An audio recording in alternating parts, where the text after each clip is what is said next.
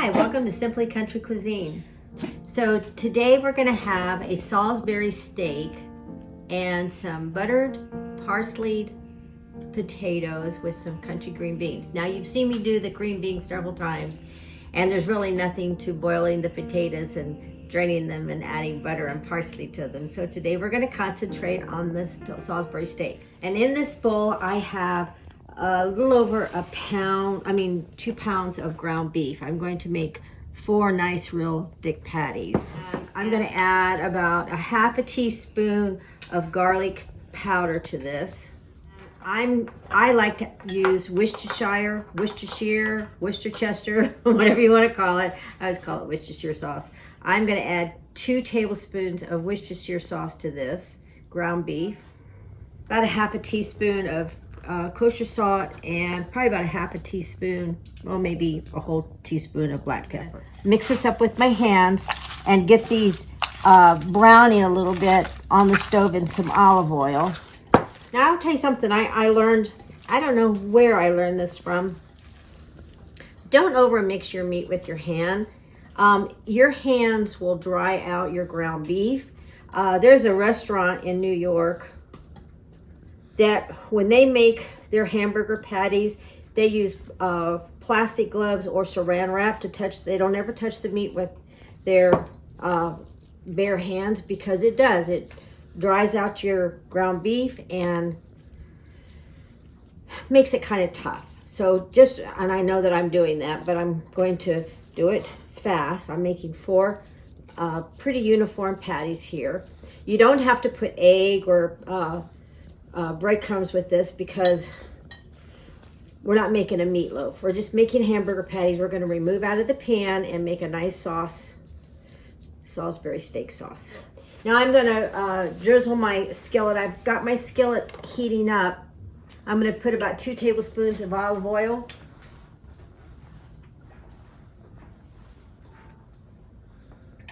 Now I'm going to put the hamburger patties in it. Now I'm going to show you a little trick. If you take your thumb and press in the center, it'll keep your hamburger patty from curling up.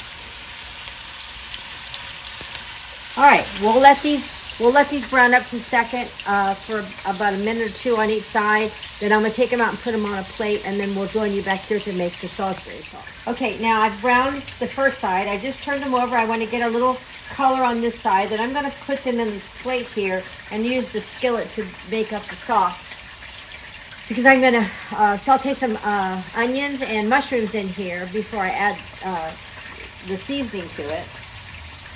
I've got my potatoes going and my green beans. It would be a quick meal. It wouldn't be something that you'd have to labor over a long time for. You could serve some hot biscuits with this, or some hot garlic bread, or just plain bread, or you don't really even have to do that. If you're watching the carb count, using your potatoes as your carb tonight, that would be plenty of carbs. Okay, now I'm just going now these are not done, but I'm going to take them out and set them on the plate, and we'll put them back in with the sauce when it's ready. Now, what I am going to do is leave this hot oil in here. I have cut up, sliced, 1 medium white onion. I've got it in slices. And I'm going to brown that. And I'm going to add some button mushrooms to this.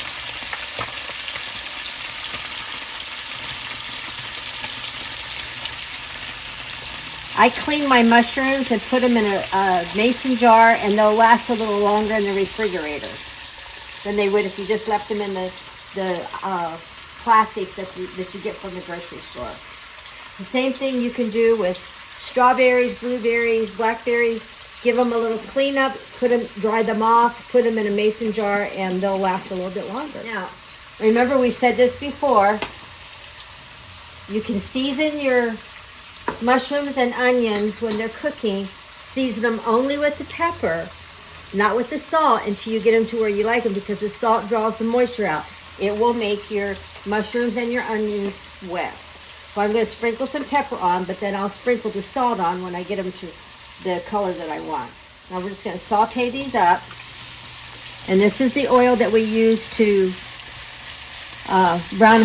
begin the browning process on our hamburger patties. And a suggestion, I would probably not use canned mushrooms in this. They're already kind of wet. I would use a fresh mushroom. Portobello, baby bellas, or the white button mushrooms would probably taste the best. We just want to get a little bit of color on it.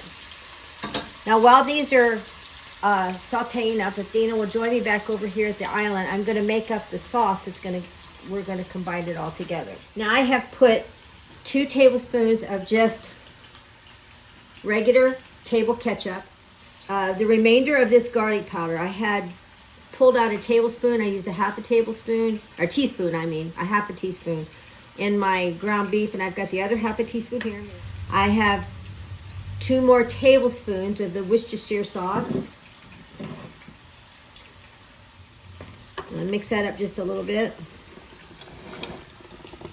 I'm going to add 3 tablespoons of cornstarch.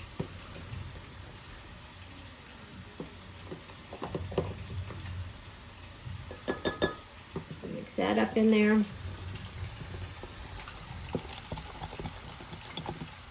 Beef broth. This is going to be 3 cups of beef broth.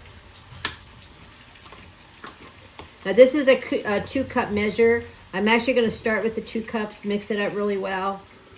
I added about 1/4 of a teaspoon of ground thyme in there. Okay, now you see that the mushrooms and the onions have sauteed real, they're getting nice and soft. Now what I'm going to do is I'm making little wells so I can put my ground beef patties back in there. Because I actually want the meat to touch the bottom of the skillet. Now I'm going to pour my 2 cups of my seasoned slurry over my patties and my onions and mushrooms. Now I held that extra cup of broth out. I'm only going to add that if I think it's too thick. If it gets too thick, then we'll just thin it out a little bit.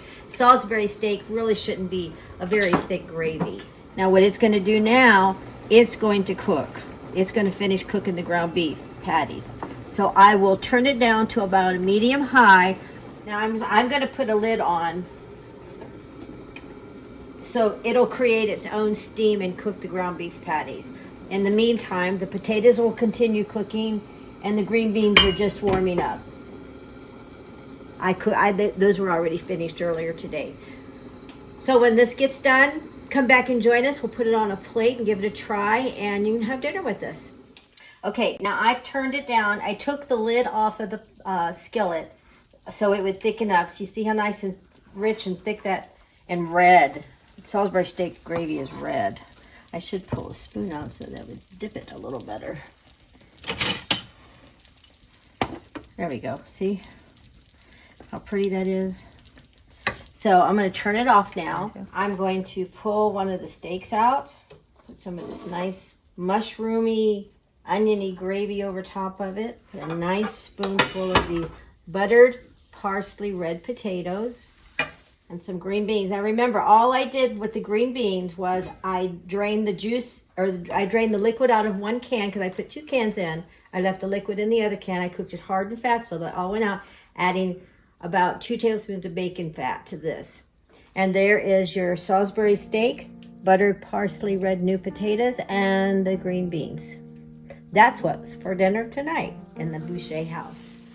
Thank you so much for joining us. And if you don't have a place to worship, please join us at Glad Tidings Leander Assemblies of God, the church on the hill across from the post office. We have 7 o'clock small groups on Wednesday and 10:30 service on Sundays. And remember always to please subscribe, like, and share these videos to be alerted for the next video coming up. And Thursday on Simply Country Cuisine on the Facebook page. Join us for our contest. Thank you so much. Have a lovely, lovely week.